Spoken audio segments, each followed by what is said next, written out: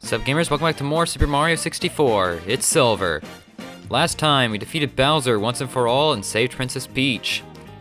This time, we're gonna be jumping into extra content that's locked behind 100% completion, starting with the cannon near the moat. This only opens up after collecting all 120 power stars.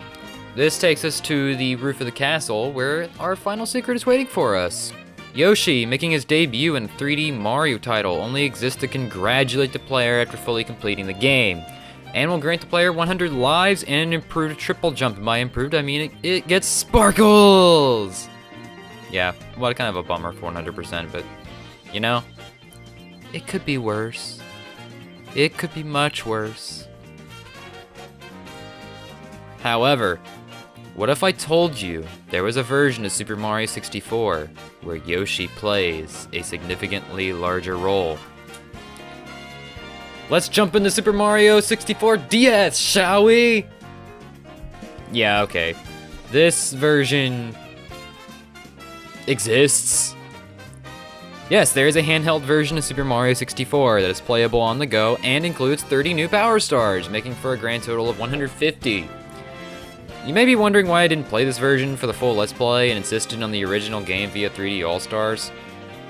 Well, let's go ahead and jump into the first issue with Super Mario 64 DS, and that is its controller scheme.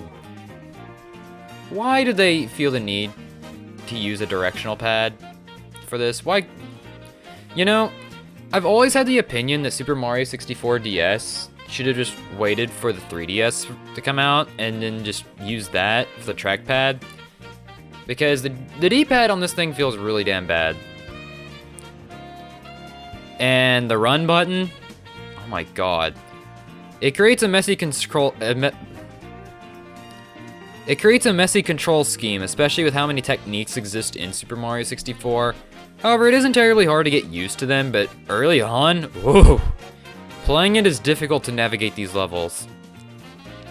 There is another net positive regarding the run button, and that's the fact that it makes areas with narrow ledges more tolerable, as in the original. It was an easy feat to just walk right off the ledge, forcing the player to hug the walls. So then, let's get to those differences proper, shall we? Super Mario 64 DS has not one, not two, not even three, but 4 playable characters, and Yoshi, ironically, is the one we start out with, as Mario, Luigi, and Wario have gone to the castle to have the same delicious cake that Peach prepared, and just like Peach in the original, the 3 of them don't return, leaving Yoshi to solve the mysterious disappearance. Only to find out that it was Bowser's doing the exact same way we learned in the original, and that cuts any mystery out of anything. Each world has received a new look, with some even receiving new added touches, like half a floor, or in guardrails on Tick-Tock Clock, a new section to Womp's Fortress, or changes to already existing locales, such as the Igloo in Snowman's Land. I am going to show off every difference that appears here, as there are quite a few, and these are extremely prevalent, starting as early as Bob-omb Battlefield, where Shoot to the Island in the Sky has been transformed into the Silver Stars mission, where the player just has to collect these 5 silver stars to make the star appear, or forcing us into a rematch with the Big Bob-omb, and let's go over that, shall we? For the first mission, we have to face the Big Bob-omb, but, you know, Yoshi lacks the ability to grab enemies like Mario can, so the ability to toss the Bob-omb King is completely unavailable. In fact, Yoshi works differently than Mario. He kinda acts like he did in Yoshi's Island. He has his flutter jump, granting him extra time in the air, which makes tighter jumps easier to manage, as well as his trademark tongue, which can eat enemies and turn them into eggs, which he can use as a projectile, something that is unique only to him. Starting with Koopa the Quick, Yoshi will be able to find this cap, remarkably like Mario's, that will allow him to transform into Mario, copying all of his abilities. And this is how you clear missions like Koopa the Quick and the Big Bob-omb rematch, as that mission forces you to grab him, and Koopa the Quick just refuses to race anyone except Mario. Getting by the Chain Chomp is a tad more difficult this time around, as because the DS remake removes the glitch that makes Mario completely intangible during his ground pound, and this makes the Womp King and Womp's Fortress more difficult to deal with this time around too. They even gave him a crown, which is really neat. He's really ascended, hasn't he? Every world now has 7 missions as opposed to 6, and the 100 coin missions are back for every world as well. and they look just like they did before. Womp's Fortress is also where we are introduced to switch stars. In the new area of the course, the player will stumble upon this yellow exclamation mark switch. By stepping on it, the star will appear here, and the player will then be on a time limit to grab the star. Some of these, like the first one, is easy, but then you get to others like the Vanish Cap course that barely gives you enough time to nab the damn thing.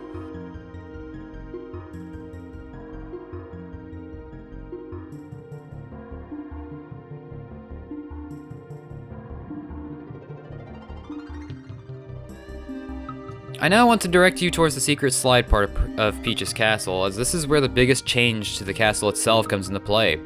Instead of a trio of glass pane windows, we now have 4 doors, each with the letter and color corresponding to each of the missing brothers. Upon collecting 8 power stars, which is very easy to do in this version simply due to the sheer abundance of missions, including the 2 secret slide stars, we can finally rescue Mario, which will also unlock the Wing Cap course. Mario acts as the same version of himself as he did in the original Mario 64, except after playing as Yoshi for so long, I couldn't help but to realize how much faster I was moving. Mario also lacks a portion of his moveset, and we'll get there later. The level called Goomboss Battle is one of the group of new courses in Super Mario 64 DS. These courses that unlock other characters have both red coin and switch stars. Mario is unlocked after defeating Goomboss, a boss enemy from the Paper Mario series, which is really interesting how we're now getting to see this unique enemy now in 3D and in a solid format. Goomboss is a pretty easy opponent if you know what you're doing, but I can see where a first timer would get frustrated. All you gotta do is hit him with his own Goomba minions that are eaten by Yoshi. Also note that Mario got imprisoned by Goombas. Yeah, that's a first that we've seen the Jumpman defeated by the most basic enemy he's ever encountered. In the Rec Room, I also want to go over the new painting Sunshine Isles. This is one of 4 unique multiplayer courses, but its only use for us is the Silver Star mission that resides here. If you obviously can tell, this is a reference to Super Mario Sunshine, and even plays the Delfino Plaza theme. Going in the Jolly Roger Bay, the first thing I want to mention is the painting itself, as it has been changed back to its original form with merely the bubbles. This version of the painting was only seen in the original Japanese release, and I'm glad it was, as the ship's edition gave the level more charm prior to actually entering it. Just like through the jet stream, we can't complete the Switch Star mission here yet because we need the Vanish Cap, though this introduces us to a new power-up for Super Mario 64 DS, or, well, returning power-up because it appeared in Super Mario World prior, the P-Balloon, which will inflate Mario, allowing him to hover in midair. Not really useful right here, but worth mentioning as this is our first instance of a Power Flower, which is where the Vanish Cap would normally appear.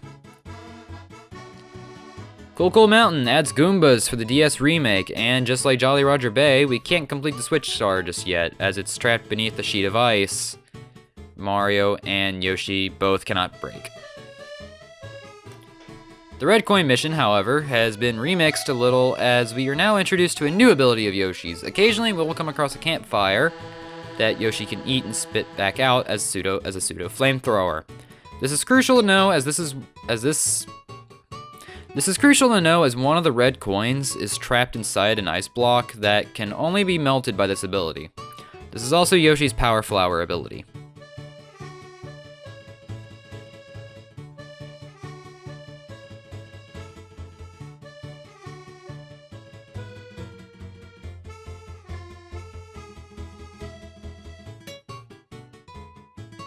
Big Boo's Haunt, just like the prior two, has a Switch Star that we cannot access yet. Big trend, I know. Every other star that's obtainable in the original is back, and like in Cool Mountain, a red coin has changed. Instead of there being 2 red coins in a coffin, one of them has relocated to the main entrance and can only be obtained with the P-Balloon. Big Boo's Haunt, however, is the location of the Luigi painting, and this is where we will begin taking parallels from Luigi's Mansion, as this mission requires Mario, as Luigi, is found in the attic, whereas Mario in Luigi's Mansion was found in the basement. This level tests your hearing abilities, and based on the footage, I am not very good at this. You have to listen for which door has the loudest King Boo laugh and enter. Just like Goomboss Battle, this level has a red coin and Switch Star. Going into the boss, the game tells us that this is simply a Big Boo, yet it has a crown and King Boo's laugh. This is most definitely King Boo, and the way of defeating him is also a reference to Luigi's Mansion. He only exists in one plane, the real world or the mirror world. Within the mirror, we are playing as Luigi, but he controls all the same as Mario here, so it doesn't matter.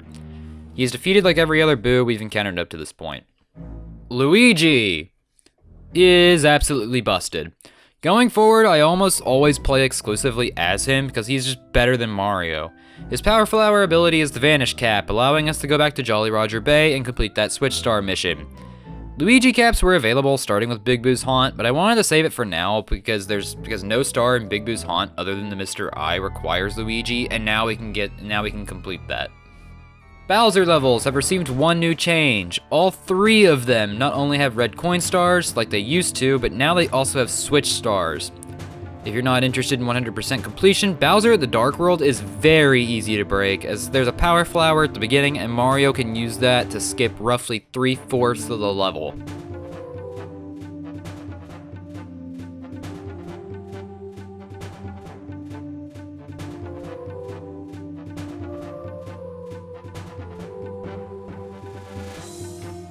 Hazy Maze Cave introduces us to the Wario Cap, and we may as well go over Wario here because he's not available for quite a while. Wario has absolutely 0 athleticism, with the lowest jump height of the 4 playable characters, but makes up for it in his raw power, which is pointless to use on enemies. The main use for this is to break these black bricks occasionally found in the courses. Because we now have access to the Wario Cap, we can also complete the Switch Star here, which brings me to a sad topic about Wario. He is so slow that anytime he's involved for a Switch Star, I always make sure I'm using the Wario Cap and then purposely hurt myself to lose it so that I can move faster to the star. Anyway, his Power Flower ability is the Metal Cap. Who could have seen that coming? We can go to the Metal Cavern now and pick up the red coin star. There is also a star here by using Balloon Mario. The remake has also changed Dory's design. I'm not really that big of a fan of it. Something about the goggles just feels off to me.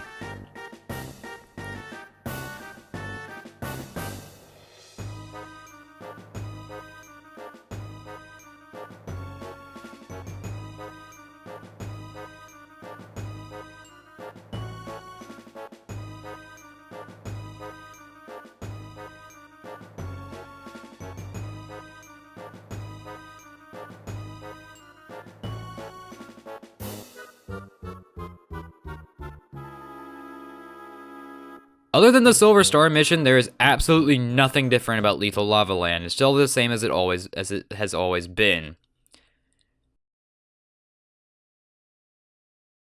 I can't, however, say the same thing about Shifting Sandland. Ugh. This place has received a much-needed reworking to that Secrets mission that has now been revamped into a Silver Star mission, and the camera works better for this, meaning the only thing standing in the way of you and the star is depth perception, which is a little wonky, but still better than the Leap of Faith that was in the original. There's also a new Switch Star that takes us towards the Tox boxes, but Wario is required for that one, as there is not a Wario Cap in this course. So you have to come back to it, which I didn't like considering how much I already disliked this course. Dire Docks forces us into the Bowser in the Fire Sea early, as the Jetstream Star cannot be accessed without Wario's Power Flower ability. So we have to come back to it. Just like Shifting Sandland, there's no Wario Cap in this level. Collect the Caps is now renamed to Inside the Cage, and this is because we can no longer stack power-ups, meaning all we need now is Luigi's Vanish ability. The Switch Star cannot be collected here either, so the trend continues.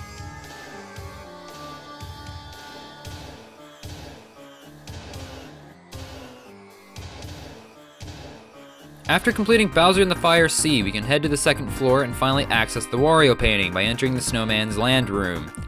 Only as Luigi will Power Flowers appear here, and we can use that to enter the Wario painting, which is inside the mirror.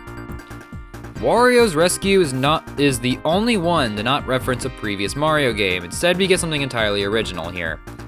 Chief Chili Challenge is, in my opinion, the most unique and well-designed of the character levels. Just like the other two, there's a red coin and Switch Star here, but you will need Wario to complete them. Chief Chili himself is just a bigger chill bully with a bigger arena to push him off. This is just one giant game of sumo where he will be gone after 3 ring outs. He will shrink the stage similarly to the final Bowser fight after each ring out, but it's really not that bad if you can utilize the dive maneuver. Keyword if. This will unlock Wario, who's pretty damn essential in finishing the remaining Switch stars we have skipped and some of the other missions. In addition, this also unlocks the Vanish Cap course proper because it's blocked off by a black brick. Since we already have the Vanish power thanks to Luigi, the only thing there is to do here is to grab an extra red coin star, and there's also one of the more difficult Switch stars.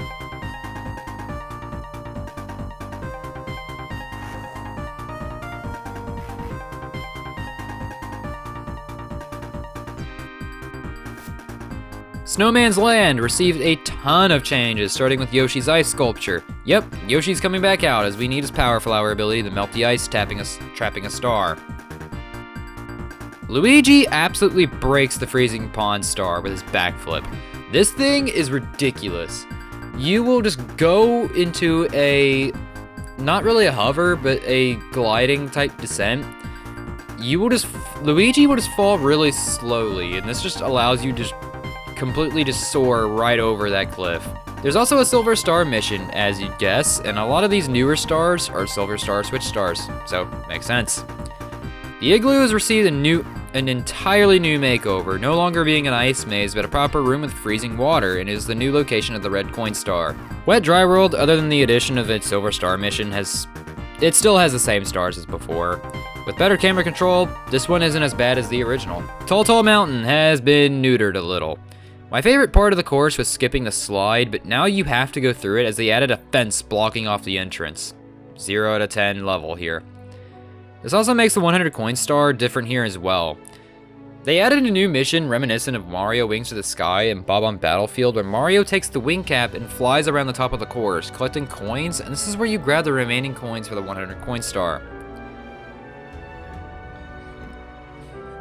Tall Mountain is also unique in the fact that it is the only world that doesn't have a Switch Star or a Silver Star mission, effectively, well, yeah, making it the most unique world in the DS remake. The Secrets mission has now been replaced with a new mission called Klepto the Condor. This takes us to where the Secret Star was originally, and wait for Klepto to hand over the star.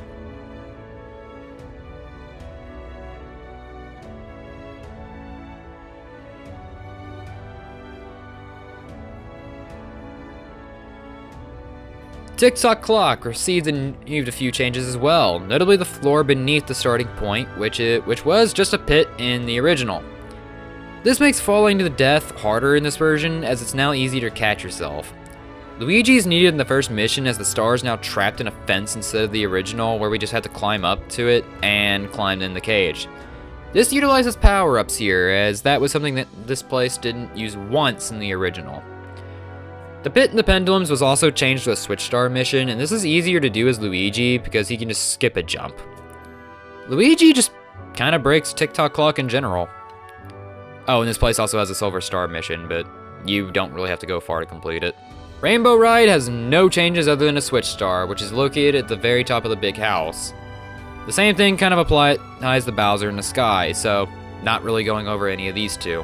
New to Super Mario 64 DS are the rabbits running around. MIPS has multiplied, and instead of giving power stars, they will now give keys to the rec room, which will now allow the player to play a unique selection of minigames that are dedicated to each character. Some of you guys will remember them from here, but I remember most of these from New Super Mario Bros., as a good number of them reappear in that game, except unlike in this game, those will appear by default. No having to unlock them, which I love. However, if you want the full selection, you have to play Super Mario 64 DS. And these minigames, if you ask me, are the only reason to come back to the DS version. Will I call this the definitive release? No, for a couple of reasons. For starters, the control scheme is really wacky. It's actually led me to a few really stupid deaths, even later on in the journey. There's that, but if you really wanted to play Super Mario 64 on the road, which is what this version caters towards and was advertised as, well, do I have news for you. In the great year of 2025, there exists 2 other versions of Super Mario 64 that you can play on the go. The 3D All-Stars version that I played for the main series, as well as the NSO release. If you want to play the original game, That is the NSO version. If you want to speedrun this game, do yourself a favor and avoid 3D All-Stars. Come to find out, it's actually a patched version that removes some of the glitches you can perform that will hinder speedruns. And that's pretty much it. With all of that out of the way, I will be taking my full month-long break. I will see you guys back for what will easily be the longest series on the channel. See you guys then.